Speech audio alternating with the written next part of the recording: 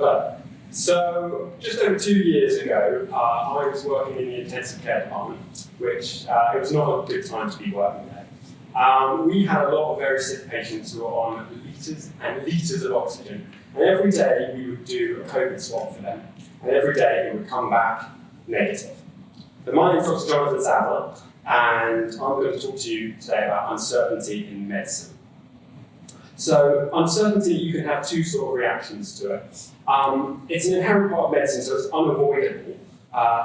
And one of the reactions you can have is a positive reaction.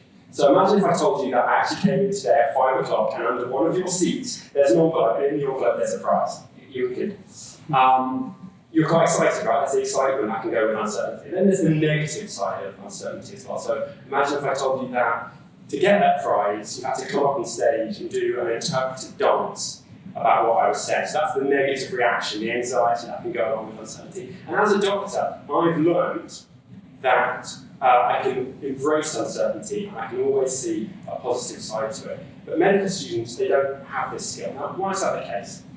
So we select medical students very carefully. You have to do well in science A-levels, and you have to be very certain. At interview, we ask, are you really sure you want to be a doctor? And they have to say yes. If they don't say yes, really confidently, then they don't get a place. And people from this background tend to not handle ambiguous situations very well. So when we put them in a situation where they are uncertain, they don't know how to react, and they go down that negative anxiety route. So my research involved asking people whether they felt that we should include more uncertainty in their education at medical school. So I started by talking to those in medical education, and their answers differed quite dramatically about whether they felt it should be included. Some of them went, look, Johnny, this is nonsense. I'm here now, I'm at the end of my career, I was never taught about this, and I handle uncertainty fine.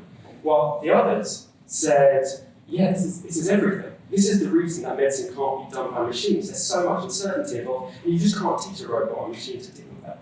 So that left me in a bit of a pickle about what to suggest. So then I decided to speak to some medical students as well, and they were much more confident that they did want more teaching about uncertainty. They started to experience it in their clinical practice, and they were really anxious about how to react, and they weren't even aware that it was a normal part of practice. So my conclusions were that, yeah, we need to start teaching medical students about uncertainty.